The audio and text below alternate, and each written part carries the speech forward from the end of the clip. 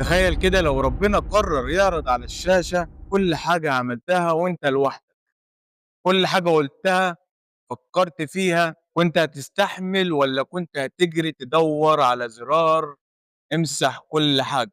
في واحد كان شكله متدين وبيصلي وبيتكلم عن ربنا ووشه فيه نور، الناس بتحبه وبتدعيله وبيقولوا عليه ده راجل ربنا. بس الحقيقة ربنا كان شايف اللي الناس مش شايفاه، كان بيبكي قدامهم ويذنب في السر، وكان يقول للناس ما تغتابوش وهو بيقعد في أوضته يقطع في فلان وعلان. عارف ده اسمه إيه؟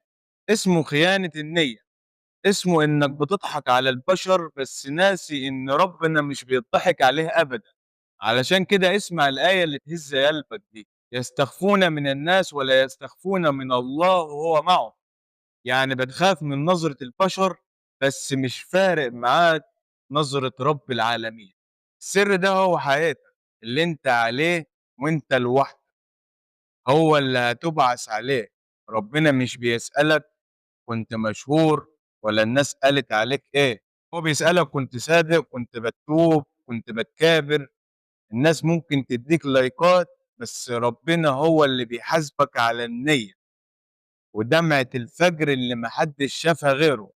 اشتغل على نفسك في السر مش علشان الناس تشوف، لكن علشان تبقى من اللي قال عنهم النبي صلى الله عليه وسلم: 7 يظلهم الله في ظله، ورجل ذكر الله خاليا ففاضت عيناه. عيط وانت لوحدك، استغفر في السكون وخلي علاقتك بربنا أقوى من أي صورة الناس شايفاها فيك.